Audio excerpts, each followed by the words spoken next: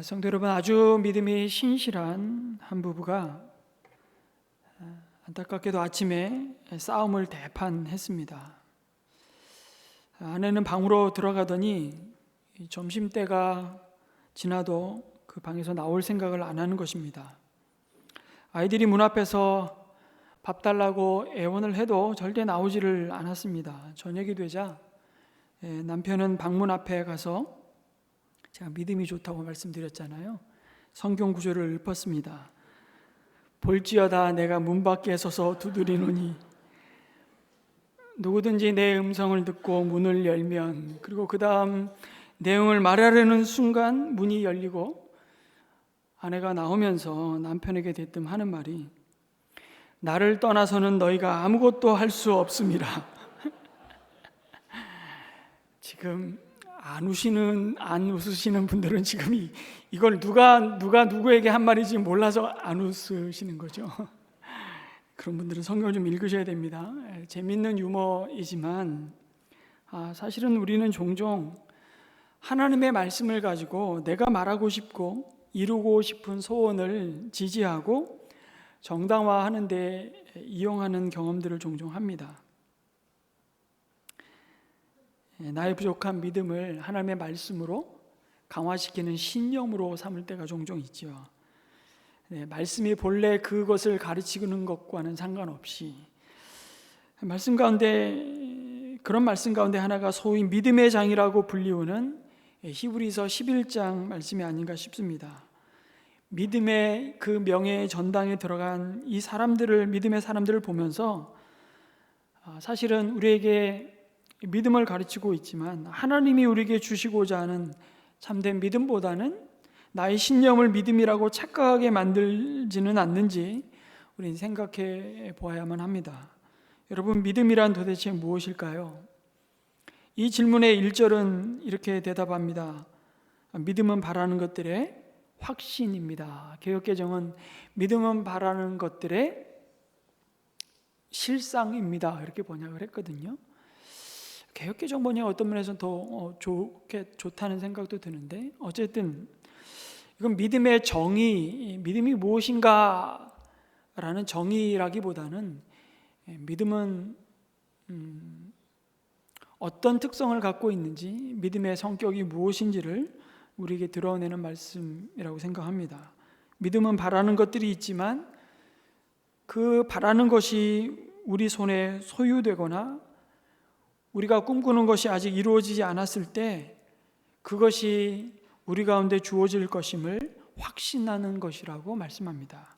그래서 여기서 이 확신, 실상이라는 말은 그 단어를 그대로 풀어 설명한다면 아래에서 받쳐준다라는 뜻을 갖고 있습니다. 여러분, 건물을 짓기 위해서 뭐를 하죠? 기초 공사를 하죠. 그래서 이 기초 혹은 근거라는 말로 바꾸어 쓸 수 있는 단어입니다. 믿음이란 우리가 바라는 것이 무너지지 않고 흔들리지 않도록 받쳐주는 든든한 기초이고 근거라는 것입니다. 그런데 여기서 이 바라는 것은 사실 우리가 바라고 상상하고 원하고 이루고 싶은, 때로는 소유하고 싶은 어떤 목표나 일이라기보다는 하나님이 우리에게 주신 약속이라고 말씀할 수 있습니다. 믿음은 자기가 꿈꾸는 소망이 반드시 이루어지고 말 것이라는, 그래서 신념 혹은 철학이나 최면이 아닙니다. 자기 최면하죠. 반드시 이루어질 것이다, 이루어질 것이다, 자기를 설득하는 그런 신념이 믿음하고는 같지 않습니다. 신념은, 여러분, 신념하고 믿음하고의 차이가 뭔 줄 아십니까? 신념은 여전히 자기 자신을 믿는 겁니다. 믿음은 우리의 믿음의 대상이신 하나님을 의지하는 것이죠. 신념과 믿음은 근본적으로 다릅니다. 계속 한번 살펴보시면, 그래서 마치 우리가 이 꿈이 이미 이루어졌다고 믿고 오늘 내 손에 그것을 쥔 것처럼 믿으라고 우리는 강조하면서 굳센 믿음을 가지라고 이렇게 권면하기도 합니다. 다 틀린 말은 아닐 것입니다.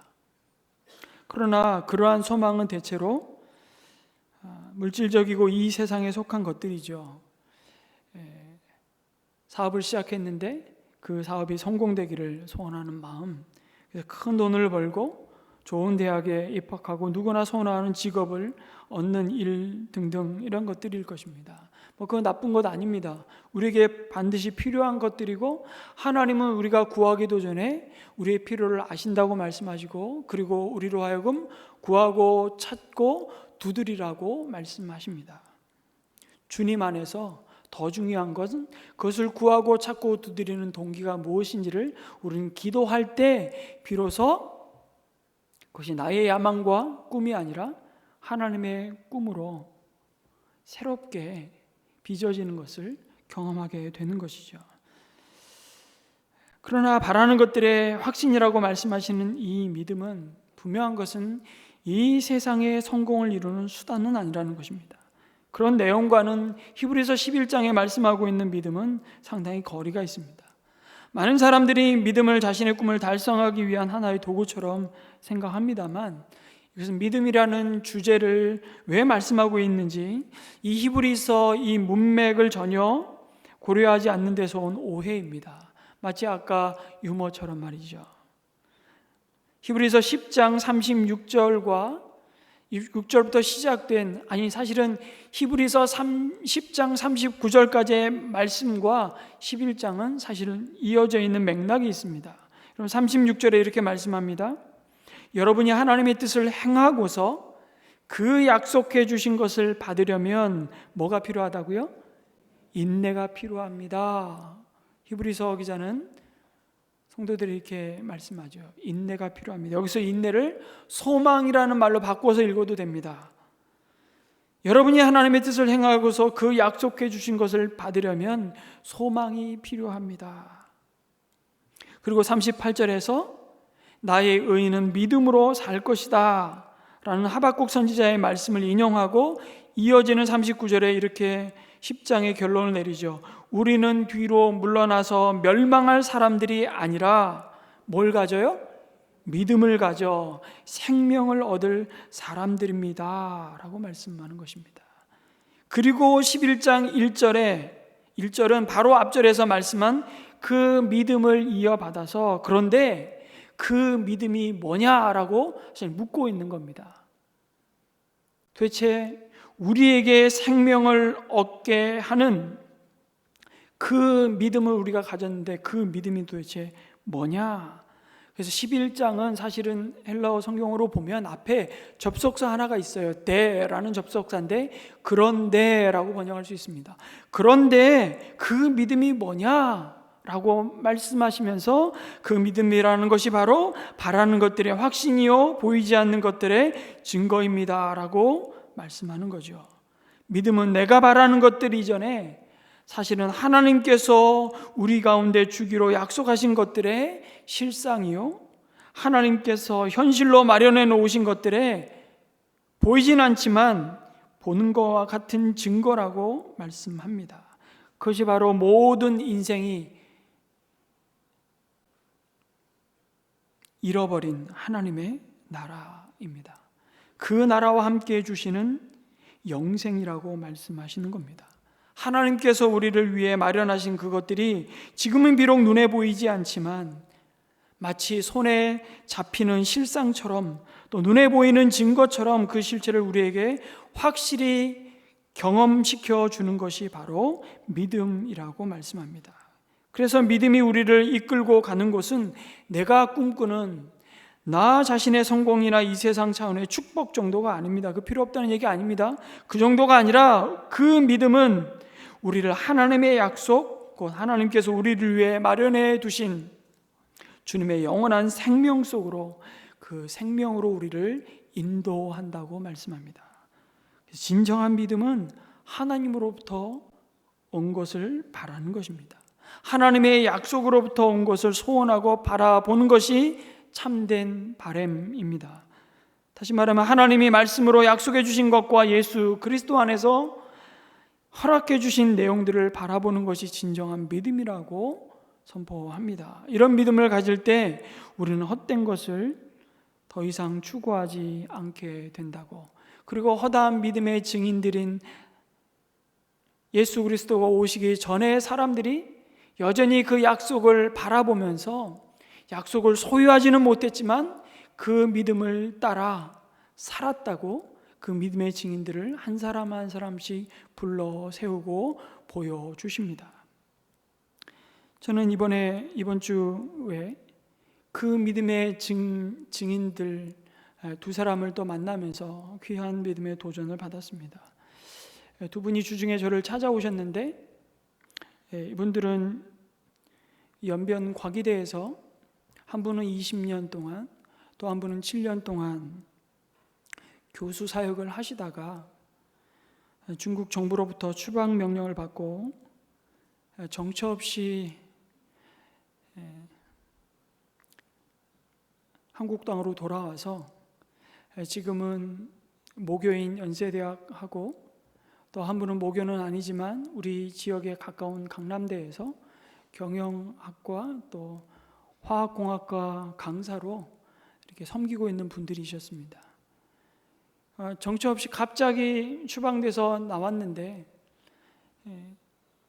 고국 땅에 돌아오니까 그냥 이곳저곳 강서로서 삶을 영위할 수밖에 없는 청춘의 정말 황금기의 세월을 중국 땅에 다 헌신하여 드렸는데 막상 돌아온 결과는 연변 과기대가 중국 정부로부터 아주 집요하게 핍박을 받고 결국 폐쇄 명령을 받아서 연변 과기대는 문을 닫고 연변 과기대를 졸업한 많은 학생들은 이제 세계 또 중국 전역에 뿔뿔이 흩어져서 그럼에도 불구하고 그들이 주님으로부터 교수님으로부터 받은 그리스도의 그 사랑과 은혜를 기억하며 이게 살아가고 있는 그 모습을 이제는 옆에서 그냥 응원하는 삶을 살아가고 있는 두 분을 만났습니다.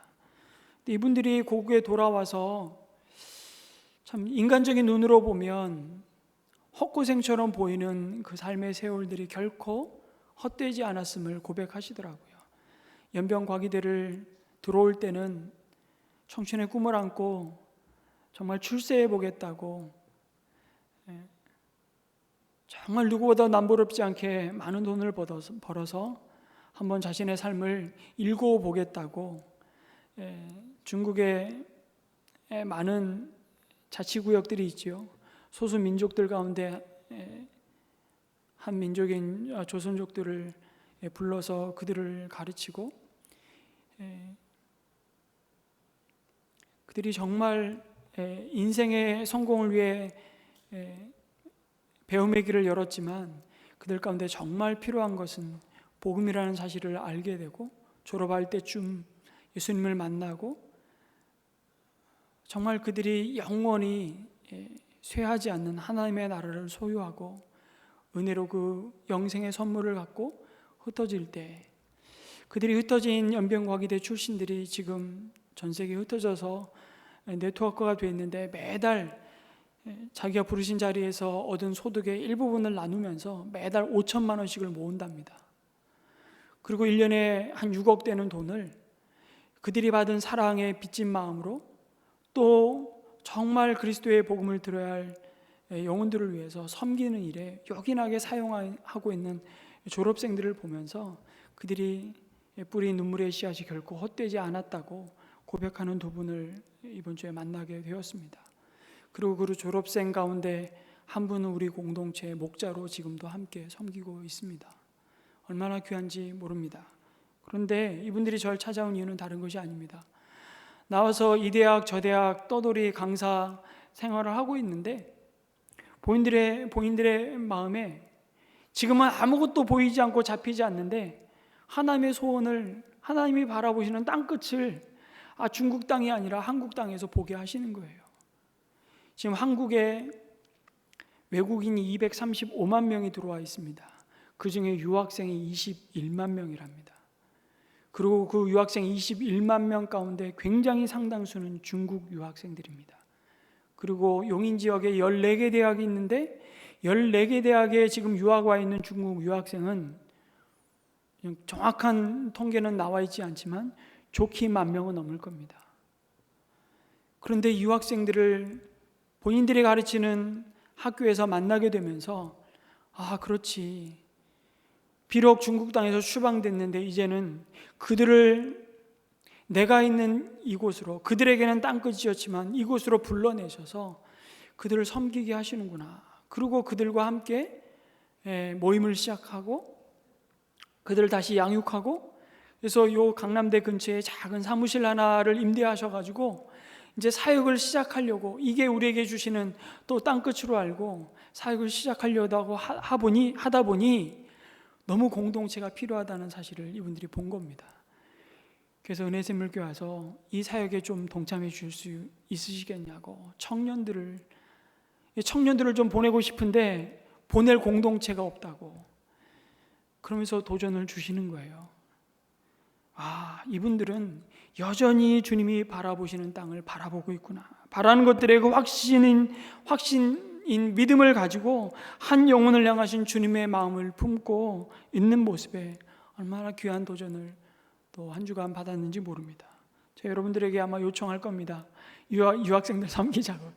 제가 또 박 목사님 닮아서 오지랖이 좀 점점 넓어지는데요. 그러니까 이 유학생들이 이게 그냥 보이는 게 아닙니다. 정말 이곳에 갔다 그냥 놓으셨구나. 근데 이들이 정말 그냥 잘 먹고 잘 사는 거 하나 목적 삼고 이 땅에 왔는데, 그래서 학위 받는 것이 그들의 인생의 그냥 유일한 목표였는데, 단순히 학위 받고 돌아가는 것이 아니라 하나님이 약속하여 주신 복음의 생명을 받고 그들이 돌아갈 그 중국 땅은 하나님이 그 땅 가운데 회복하기를 원하시는 그 영혼들이 기다리고 있는 땅임을 알고 돌아가는, 그래서 그들을 파송하는 파송식이 이 가운데 이루어졌으면 좋겠다, 그 소원을 보여주시는 겁니다. 믿음은 보이지 않는 것들의 뭐라고요? 증거라고 말씀합니다. 증거라는 말 역시 확신이라는 뜻을 가지고 있습니다. 다시 말해 믿음은 보지 못하는 것들의 내적인 확신인 것이죠. 그래서 믿음은 보지 못하는 것을 사실은 보게 합니다. 하나님으로부터 난 이 참된 믿음은 현재는 보지 못하지만 보는 것보다도 더 분명하게 마음에 증거를 남깁니다. 하나님이 노아에게 앞으로 홍수 심판이 내려서 진노가 임할 것을 예언하셨을 때 사실은 노아는 아무런 징조도 볼 수 없었습니다. 비가 올 징조는 아무것도 나타나지 않았습니다. 그런데 노아는 방주를 짓기 시작합니다. 그는 믿음의 눈을 통해서 비가 철철 내리고 온 땅이 물로 잠기는 것을 이미 보았던 것입니다. 믿음은 볼 수 없는 것을 볼 수 있게 합니다. 그런데 세상 사람들은 이렇게 말하죠. 보는 것이 믿는 것이라고 말합니다. 내 손을 믿어, 내 통장을 믿어, 내 학위를 믿어, 내 능력을 믿어. 그래서 전도를 하다 보면 자꾸 보여달라고 합니다. 그래서 당신이 가진 게 뭡니까? 그러나 신앙의 공식은 이와 다릅니다.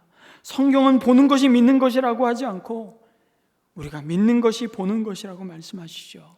요한복음 11장에 보면 예수님이 이미 죽어서 나흘이나 된 나사로의 무덤 앞에서 예수님이 여기 계셨다면 내 오라비가 죽지 않았다고 한탄하며, 심지어 예수님을 사실은 원망하는 듯한 말을 하는 마리아와 마르다를 향해서 이렇게 말씀하지 않습니까? 내가 믿으면 하나님의 영광을 보리라고 말씀하시지 않았습니까? 바울도 동일하게 고린도후서 5장 7절에서 고린도 교회를 향해 이렇게 고백합니다. 우리 같이 한번 읽을까요? 시작. 우리는 믿음으로 살아가지 보는 것으로 살아가지 아니합니다. 아멘이십니까? 신앙의 행진은 믿음으로 걷는 것이지 보는 것에 의해서 걷는 것이 아니라고 말씀하십니다. 그런데 우리는 이것에 대한 의심이 참 많은 연약한 자들이지요. 그래서 우리는 기도를 해놓고도 잊어버리거나 또 때로는 기대를 별로 하지 않을 때가 얼마나 많은지 모릅니다. 성도 여러분, 여러분 기도하고서 그 일이 이루어진다고 믿으십니까? 아니면 내가 기도해서 될 일이 아니라고 혹시 생각하면서도 믿져야 본전이니까 기도하십니까? 믿음은 보이지 않는 것들의 증거, 다시 말해 확신이라고 말씀하십니다. 그래서 저는 거꾸로 기도를 할 필요가 있다는 생각을 종종 합니다. 하나님 아버지, 제가 예수님의 이름으로 기도합니다. 예수님의 이름을 걸고 기도하는 겁니다. 그러면 우리에게 주시는 유익이 있습니다. 내 욕심을 따라, 내 야망을 따라 기도하기보다 주님의 나라와 그 일을 먼저 구하라는 말씀대로 하나님이 기뻐하시는 것을 구하게 되더라고요. 우리의 삶을 그렇게 조정해 가시는, 그래서 기도하면 기도의 응답과 상관없이 기도하는 우리 자신을 변화시키시고 놀랍게 우리의 삶을 새롭게 세워가시는 하나님의 은혜가 그 가운데 일하기 시작하는 거예요. 그리고 그 기도에 응답하실 기대와 소망을 더욱 큰 확신 가운데 품게 됩니다. 이러한 믿음으로 하나님을 보는 것 같이 하나님께 자신의 삶을 제물로 드린 사람이 바로 아벨이었다고 말씀합니다. 히브리서 11장 4절에서 믿음으로 아벨은 가인보다 더 나은 제물을 하나님께 드렸습니다. 이런 제물을 드림으로써 그는 의인이라는 증언을 받았으니 하나님께서 그의 예물에 대하여 증언하여 주신 것입니다. 그는 죽었지만 이 믿음으로 말미암아 아직도 말하고 있습니다. 누구에게요? 아직도 우리에게 말하고 있다는 거예요. 너 믿음이 뭔 줄 아니?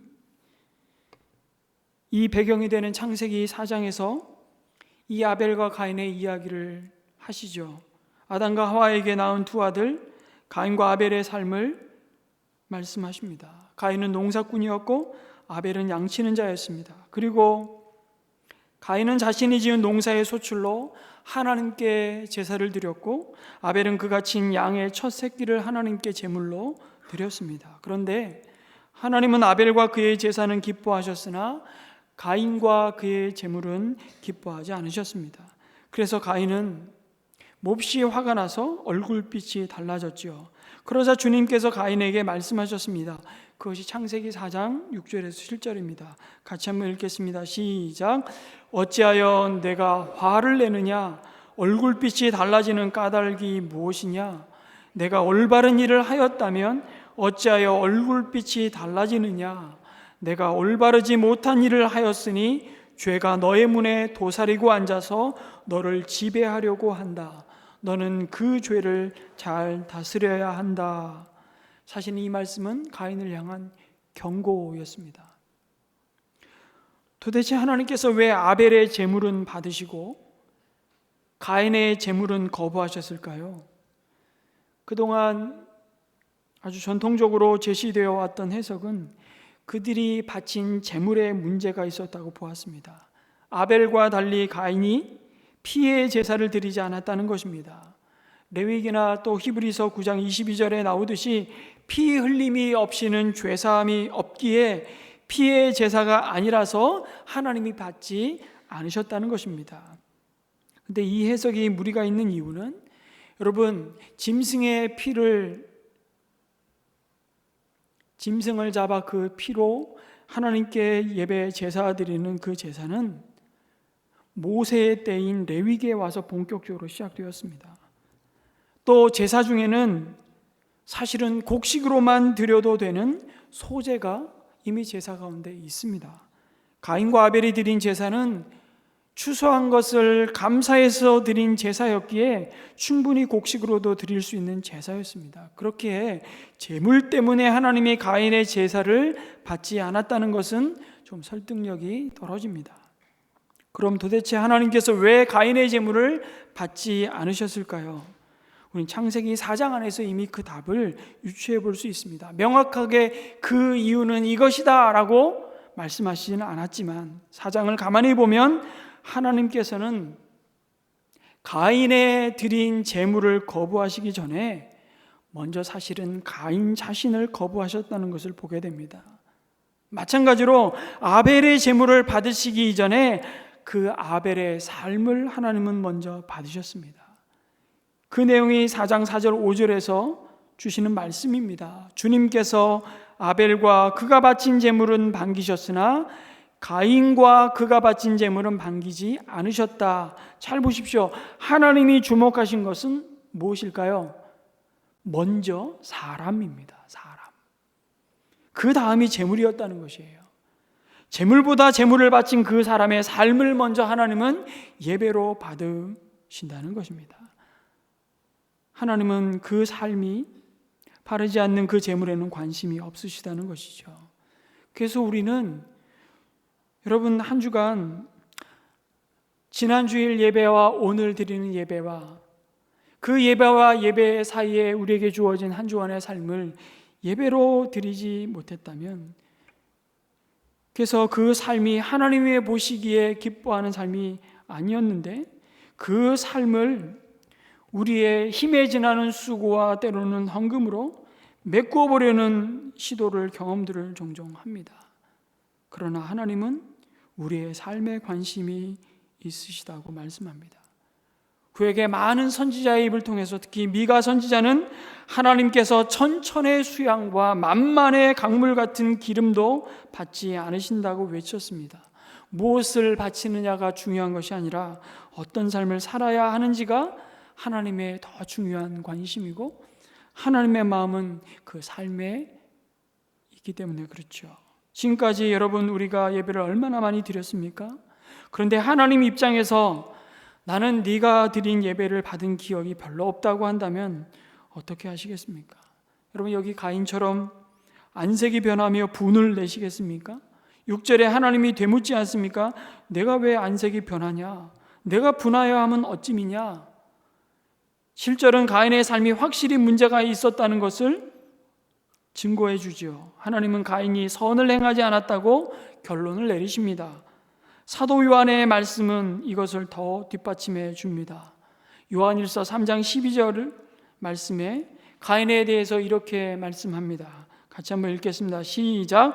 우리는 가인과 같은 사람이 되지 말아야 합니다. 그는 악한 자에게 속한 사람이어서 자기 동생을 쳐 죽였습니다. 무엇 때문에 그는 동생을 쳐 죽였습니까? 그가 한 일은 악했는데 동생이 한 일은 의로웠기 때문입니다. 여러분 가인은 살인하였기 때문에 살인자가 아니라 살인자였기 때문에 살인한 것입니다. 죄인이었기 때문에 죄를 지은 것이죠. 죄를 지었기 때문에 죄인이 아니라, 그 사실을 사도 요한은 이렇게 우리에게 보여주고 증거합니다. 요한도 가인이 악한 자에게 속했다고, 그의 행위가 악했다고 결론 짓습니다. 가인의 재물이 문제가 있어서가 아니라 평소 그의 삶이 악했기에 하나님이 그의 재물을 받지 않으신 것입니다. 이런 관점으로 보면 우리가 드리는 예배는 주일 하루에만 관련되어 있지 않습니다. 일주일의 삶이 예배로 드려지는 것이죠. 아벨이 가인보다 더 나은 제물을 드렸다는 말씀은 그래서 곡식 제사보다 동물 제사가 더 나았다는 말이 아닙니다. 창세기 4장에서 말하고 있듯이 더 나은 제물이라는 것은 그 아벨의 일상의 삶이 가인보다 더 나은 삶이었다는 것입니다. 하나님은 그 삶을 더 나은 제물로 예배로 받으셨을 뿐입니다. 가인과 아벨이 삶이 이렇게 차이가 난 이유가 무엇일까요? 히브리서 11장은 딱 한마디로 표현합니다. 믿음이 있고 없고의 차이라고. 히브리서 11장 4절은 믿음으로 아벨은 가인보다 더 나은 제사를 드렸다고 증언하잖아요. 아벨은 믿음으로 드렸고 결정적으로 가인은 믿음이 없이 제물을 드린 것입니다. 믿음이 없이 제물을 드릴 수 있을까요? 네, 얼마든지요. 더 나아가 일상의 삶도 아벨은 믿음으로 살았고 가인은 믿음 없이 살았다는 말입니다. 하나님에 대한 믿음 없이 일상을 산 가인의 재물을 하나님이 예배로 받지 않으신 것이죠. 왜냐하면 히브리서 11장 6절에 나오듯이 그 믿음이 없이는 하나님을 기쁘시게 하지 못하기 때문이죠. 또 동시에 로마서 14장에서 바울이 말씀하듯이 믿음으로 하지 않는 모든 것이 죄이기 때문입니다. 그럼 가인이 일상에서 하나님을 믿는 믿음이 없이 살았다는 것이 정확하게 무슨 의미일까요? 이를 이해하기 위해서는 믿음의 반대말이 무엇인지 좀 정확히 이해하는 것이 중요합니다. 여러분 믿음의 반대말이 무엇일까요? 불신이라고 할 수 있을 것입니다. 불신. 그러나 그것보다 더 정확하게는 자기 노력, 자기 힘으로 사는 것입니다. 그게 믿음으로의 반대말입니다. 하나님을 의지하지 않고 자기 힘과 자기 노력으로 사는 삶이 바로 믿음과 반대되는 삶인 것입니다. 그래서 아벨은 믿음으로 살았고 가인은 자기 힘으로 살았다고 할 수 있습니다. 자기 노력과 자기 힘으로 사는 사람의 특징이 무엇일까요? 그것은 자신의 의의가 강한 것이죠. 자신이 하는 일이 옳습니다. 내가 틀리다는 것은 있을 수 없습니다. 가인이 그런 특징을 보이고 있는데요, 그는 열심히 땀 흘려 노력해서 얻은 곡식으로 분명히 제사를 드렸습니다. 어떤 사람들은 가인이 제물을 대충 드렸다고 주장합니다. 아벨은 정성을 들여 양의 첫 새끼와 좋은 기름을 드렸는데 가인은 곡식의 첫 열매를 드리지 않은 것을 볼 때 제물의 성의를 보이지 않았다고 합니다. 그런데 여러분, 가인이 하나님이 자신의 제물을 받지 않은 것에 분노하고 안색이 변한 것을 볼 때 대충 드렸다고는 할 수 없습니다. 여러분, 자신의 최선을 드렸는데 하나님이 받지 않으시니 분노가 치민 것이죠. 생각해 보십시오. 이미 아담의 죄로 인해 땅은 저주를 받았습니다. 그 저주의 내용이 무엇입니까? 하나님은 아담에게 죄의 대가로 땅이 저주를 받아 가시와 엉겅퀴를 낼 것이라고 말씀하셨습니다. 그 말은 너희가 아무리 땀 흘려 수고한들 땅은 그 수고한 만큼의 열매를 소출을 너에게 주지 않을 거야. 그리고 또한 인간은 얼굴에 땀이 흘러야 먹을 것을 비로소 얻을 것이라고 저주하셨습니다. 그것이 죽음이 이 땅에 가져온 심판이지요. 여러분, 가인이 하나님께 바친 제물은 땅의 소산물입니다. 그가 엄청나게 땀을 흘리고 고생하고 수고해서 얻은 곡식들입니다. 그렇게 노력해서 수고해서 바쳤는데 하나님이 받지 않으시니 분노가 치밀어 오른 겁니다. 하나님이 받지 않으셨다는 것은 가인이 사실은 틀렸다는 것이거든요. 그런데 가인은 그것을 인정하지 않습니다. 하나님보다 자신이 더 옳다고 주장하는 것입니다. 자신이 틀렸다고 하니 화가 나는 것입니다. 하나님을 두려워하는 마음이 있다면 이 시점에서 자신을 돌아보았을 것입니다. 가인도 알았어요. 자신과 자신이 드린 제물을 하나님이 받지 않으시고 아벨과 아벨이 드린 제물은 받으셨다는 것 때문에 시기하고 분내고 있는 자신의 모습을 보고 있잖아요. 그 음성을 하나님으로부터 들었다는 것입니다. 그러면 가인이 마땅히 취해야 할 태도는 내가 무엇이 부족하기에 하나님이 받지 않으셨던 것일까? 이런 생각을 하는 것이 정상적입니다. 그런데 가인은 안색이 변하고 분해합니다. 그리고 나아가 동생을 들로 유인해 쳐 죽였습니다. 그가 하나님을 죽일 수 없었기에 분풀이로 동생을 죽인 것입니다. 만약 그가 하나님을 죽일 수 있었다면 하나님까지 죽였을 것입니다. 자신을 틀렸다고 하는 하나님은 더 이상 내가 믿는 하나님이 아니었기 때문이죠. 자신을 지지하고 동조하지 않는, 자신의 소원을 이루어주지 않는 하나님은 더 이상 하나님으로 인정하고 싶지 않았던 것입니다. 이것이 죄가 가져온 인생들이 걸어가는 우상을 섬기는 삶의 태도입니다. 믿음으로 사는 삶은 여러분 매사에 최선을 다하되 그러나 자신의 능력과 지혜를 의지하는 삶이 아니라 하나님을 의지하는 삶입니다. 나의 힘이나 수고가 아니라 하나님의 은혜에 전적으로 의존하는 삶이 믿음으로 사는 삶이죠. 가인의 삶이 정말 피곤했겠다는 생각이 들지 않습니까? 은혜가 아닌 자기 노력과 행위로 삶을 유지하려고 했으니 얼마나 힘들었겠습니까? 자신의 힘을 믿고 사는 삶은 하나님을 기쁘시게 할 수도 없을 뿐만 아니라 결국 자신도 기쁘게 할 수 없는 삶인 것을 보게 됩니다. 오늘 우리에게 주신 말씀에서 이 믿음을 가진 자의 삶이 어떠하다고 가르칩니까? 믿음을 가진 자의 삶은 하나님을 기쁘시게 하는 삶이라고 말씀합니다. 바로 믿음의 삶이란 믿음의 대상인 하나님을 기쁘시게 하는 삶입니다.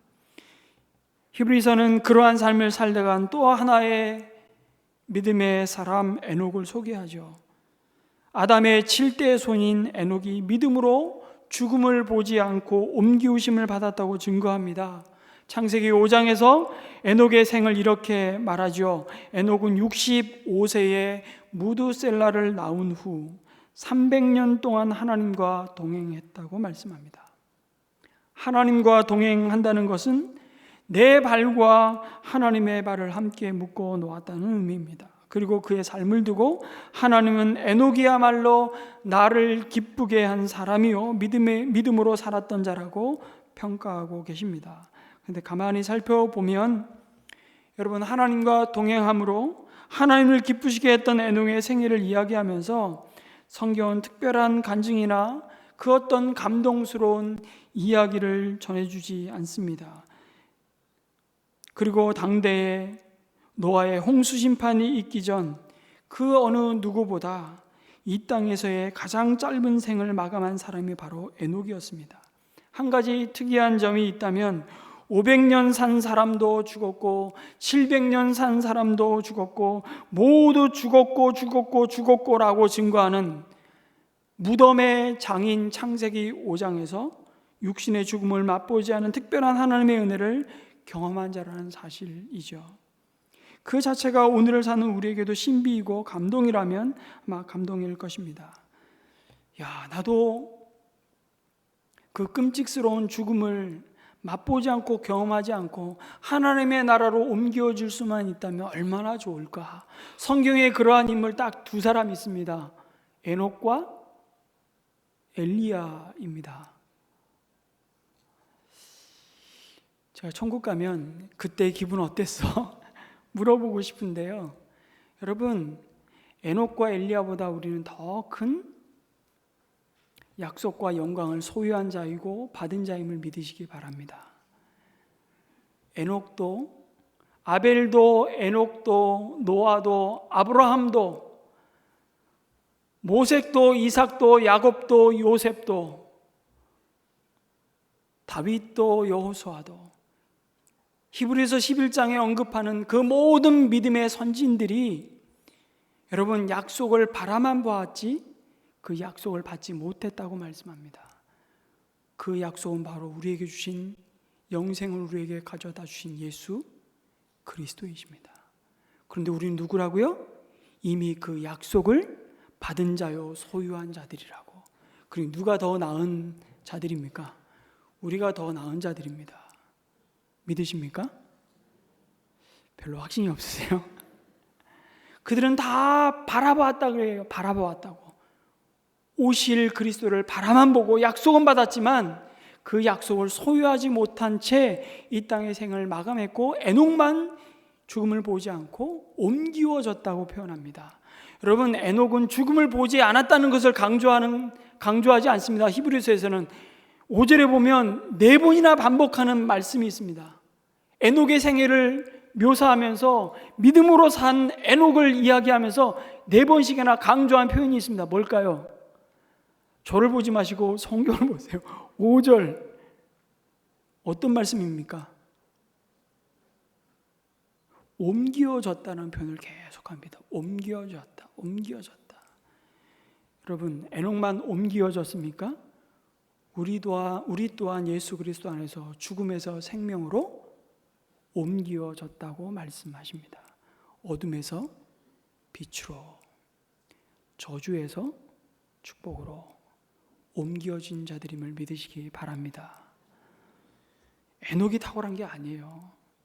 믿음의 영웅을 그렇게 드러내고 있지 않습니다. 결코 히브리서는 그들이 그토록 바라보았던 약속을 바라만 보고 확신 갖고 살았지만 여전히 죽었고, 그나마 에녹이 하나님과 동행하는 그 기쁨을 누리면서 죽음을 보지 않고 옮겨졌지만 왜 죽음을 보지 못하고 에녹은 하나님이 그냥 데려가셨을까? 그 이유는 조금 이따 설명드리겠습니다. 제가 묵상한 그냥 내용이긴 하지만, 그럼 어쨌든 에녹이 이렇게 300년을 하나님과 동행하며 살면서 마냥 행복하고 꿈같은 세월만 보냈을까요?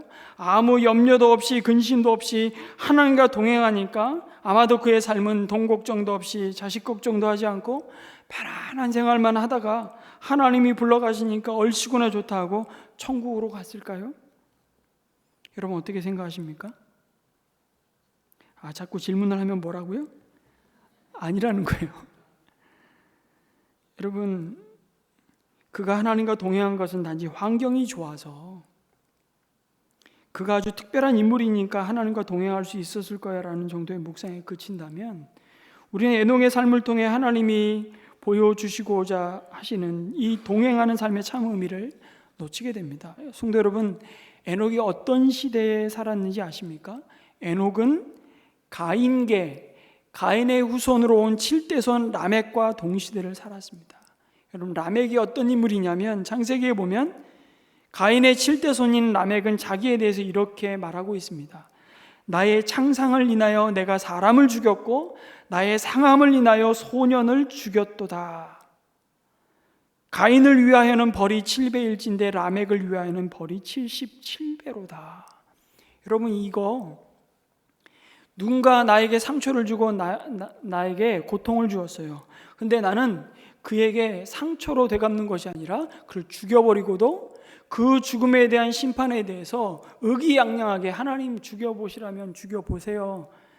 나를 죽이는 자는 가인에게 내려졌던 벌에 7배가 아니라 77배의 벌을 받을 것입니다 라고 의기양양하게 지금 하늘을 향해 삿대질하고 있는 말이에요. 지금 이게 무슨 말입니까? 라멕이 지배하던 그 시대가 얼마나 잔인하고 불경건한 사람이 살았던 시대였는지를 라멕이 대표적으로 보여주는 인물일 뿐이라는 것이죠. 그와 동시대의 에녹은 전혀 다른 하나님과 동행하며 불경건이 극에 달한 시대 속에서도 하나님을 의지하고 믿음으로 살았다고 말씀하는 겁니다. 아마 노아의 시대, 라멕의 시대, 에녹의 시대, 오늘 이 시대와 결코 다르지 않을 것입니다. 에녹은 그곳에서 그런 환경에서 하나님을 기쁘시게 한 믿음의 사람이었다고. 여러분의 가정에도 모르긴 몰라도 적지 않은 문제와 근심거리들이 있을 것입니다. 한 문제가 해결되면 또 다른 문제가 쓰나미처럼 밀려오지요.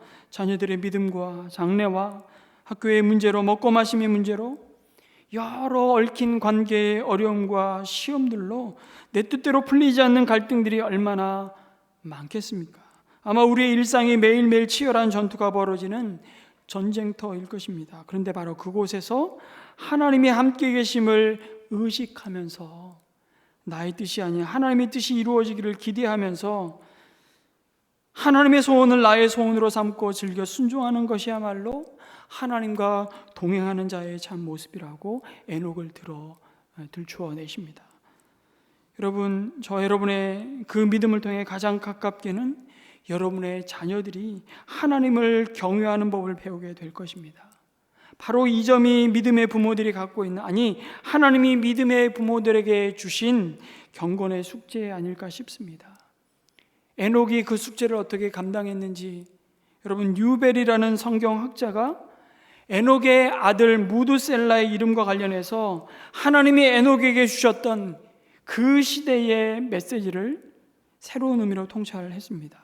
여러분, 무드셀라는 이름의 뜻을 문자대로 하면 창을 던지는 사람이라는 뜻입니다. 뭐라고요? 창을 던지는 사람. 자식을 낳아놓고 이름을 참 희한하게 짓는다. 근데 에녹이 그 이름을 짓고 싶어서 지었겠습니까? 하나님이 에녹에게 그렇게 이름을 지으라고 분명히 계시 드러내 보여주셨을 겁니다. 여러분, 창을 던지는 사람이라는 뜻은 마을과 마을 사이에 전투가 벌어지게 되면 한 마을을 정복하기 위해 제일 문제되는 것이 그 마을 입구에서 그 마을을 지키는 파수꾼, 누구요? 창을 던지는 사람을 먼저 죽이는 것입니다. 그러면 게임 끝. 이 개념으로부터 무드셀라라는 이름에는 언제나 이런 의미가 따라다녔습니다. 그가 죽으면 심판이 온다. 뭐라고요? 그가 죽으면 심판이 온다. 모든 것이 끝난다. 어느 날 하나님이 에녹을 그렇게 불렀을 겁니다. 에녹아, 하나님, 이 세상이 너무 악해졌지. 그렇습니다. 나 거룩한 여호와 하나님은 이 세상을 심판할 수밖에 없다.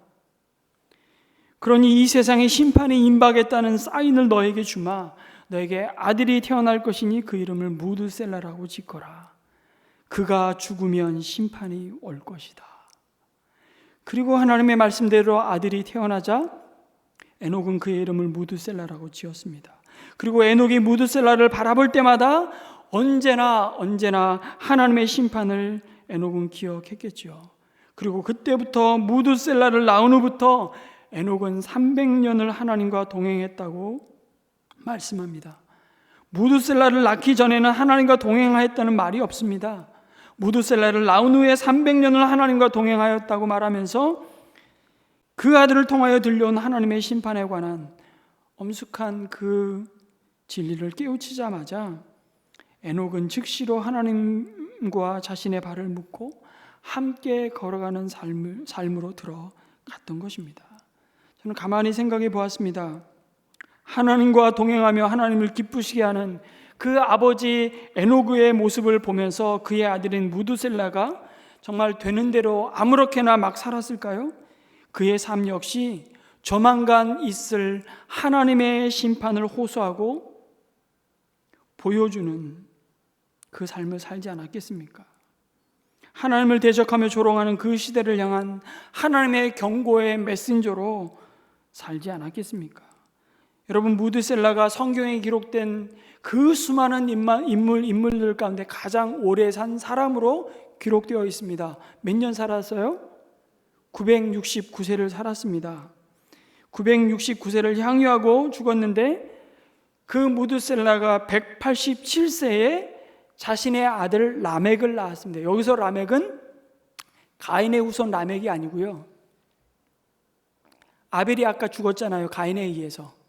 그 아벨이 죽고 난 다음에 아담과 하와에게 아벨을 대신해서 믿음의 자식 셋이라는 자식을 줍니다. 그 셋의 후손이에요. 그러니까 무드셀라가 182세 이 라멕을 낳고 187세, 그리고 라멕은 182세에 노아를 낳았습니다. 그러니까 노아가 태어날 때 무드셀라는 몇 세였을까요? 갑자기 멘붕이 오시. 자, 계산 잘하세요. 무드셀라가 187세에 라멕을 낳았어요. 그리고 그 아들인 라멕이 182세에 노아를 낳았어요. 187 더하기 182. 네, 369세였습니다. 무드셀라가 369세 노아가 태어났습니다. 그런데 노아가 정확히 600세 되던 해에 홍수가 터져서 하나님은 물로 세상을 심판하셨습니다. 창세기 7장 6절의 말씀이죠. 노아가 600세 때는 에녹의 아들 무드셀라가 몇 세가 되는 때입니까? 969세 때입니다. 무드셀라가 죽던 그 해에 하나님은 그 이름의 약속대로 노아의 홍수로 세상을 심판하셨습니다.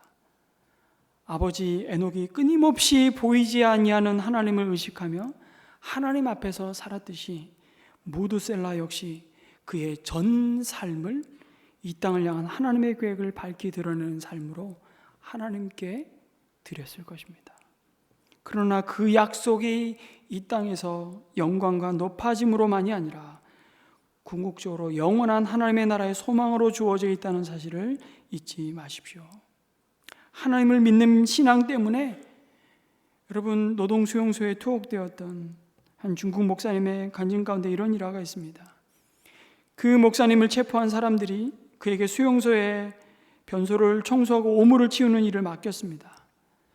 이 목사님 매일 더러운 배설물을 날라다가 밭에 거름을 주어야 했는데 냄새가 얼마나 지독한지 이 목사님이 일하는 동안 감시병들이 멀찍이 떨어져 있어서 오히려 이 목사님에게는 자유로운 공간이 주어졌던 것입니다. 그런 이유 때문에 이 목사님은 자기가 하는 천하고 고된 일을 오히려 좋아하게 되었습니다. 이유인즉슨 결과적으로 혼자 있을 수 있었기 때문에 제재를 당하지 않고 때로는 큰 소리로 하나님 앞에 기도하며 찬양할 수 있었던 것입니다.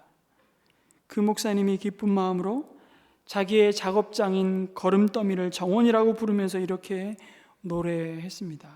저 장미꽃 위에 이슬 아직 맺혀 있는 그때에 귀에 은은히 소리 들리니 주 음성 분명하다. 주님 나와 동행을 하면서 나를 친구 삼으셨네. 우리 서로 받은 그 기쁨은 알 사람이 없도다. 우리 서로 받은 그 기쁨은 알 사람이 없도다. 사람은 모르지만 그분은 알았어요. 세상 모든 사람은 몰랐지만 에녹은 보았고 모두셀라는 알았고 노아는 준비했습니다. 그리고 경고했지요. 방주를 짓는 120년 동안 경고했습니다. 그러나 이 기쁨을 알 사람이 없도다라고 찬양하는 것이 주님이 오시기 전 구약 시대의 믿음의 사람들의 결말입니다. 사랑은 우리 하나님과 교제하면서 그렇게 믿음의 걸음을 걸었죠. 그 하나님의 임재는 가장 열악한 상황조차도 그러나 장미 꽃밭으로 바꿔 놓습니다. 이것이 단 순전히 하나님이 거기에 우리와 함께 계시기 때문임을 우리는 믿습니다. 바로 그곳에 진정한 하나님의 위로가 주어지는 것이죠. 그리고 우리 또한 그와 동일한 믿음의 사람들로 부르심 받았습니다.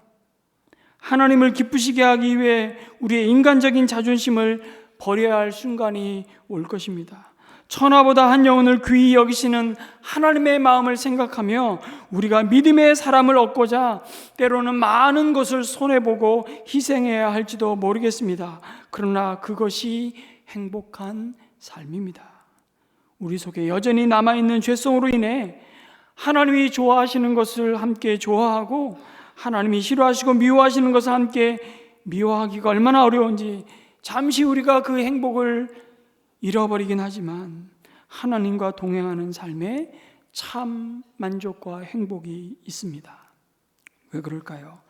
하나님은 우리가 자신과 동행할 때, 자신과 함께할 때 가장 행복한 존재로 사람을 지으셨기 때문입니다. 그때야말로 사람이 누리는 가장 완벽한 위로를 경험하기 때문입니다.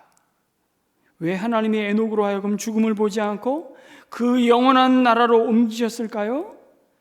제가 천국에 가면 하나님께 묻고 싶은 질문이지만 아마 상상해 보건대 죄악이 관영한 이 땅 위에서 하나님의 뜻대로 살고자 정말 믿음의 피를 철철 흘리며 몸부림치며 하나님이 기뻐하시지 않는 죄와 싸우기 위해 씨름하는 그를 향한 하나님의 위로가 아니었을까? 그 위로를 우리는 에녹이라는 사람을 통해서 히브리서 11장에 그리고 12장에 가서 우리도 동일한 위로를 받고 있다고 말씀하는 것입니다. 사랑하는 성도 여러분, 오늘 여러분의 삶을 주님이 보실 때 하나님을 기쁘시게 하는 자여라는 말을 들으실 수 있겠습니까? 이 다음에 우리의 묘비에 이런 글자가 쓰여지기에 부끄럽지 않기를 기도합니다. 여기 믿음으로 하나님을 기쁘시게 한 사람이 잠들다. 성도 여러분, 믿음을 가진 자는 하나님을 보기 때문에 믿는 자들이 아닙니다. 믿기 때문에 보는 자들입니다. 그리고 믿기 때문에 하나님 앞에서 자신의 삶을 그가 받으시기에 합당한 예배로 드리는 자입니다. 그리고 더 나아가 하나님과 동행하는 자입니다. 그러한 믿음을 가진 자에게 하나님은 온전한 위로와 오늘도 하늘의 신령한 복으로 그들이 참으로 하나님의 사람, 세상이 감당치 못할 믿음의 사람임을 드러내실 것입니다. 우리 모두가 이 확신과 소망 가운데 또 한 주간 믿음으로 승리하는 우리 모든 성도님들이 되시기를 주님의 이름으로 축복합니다. 아멘.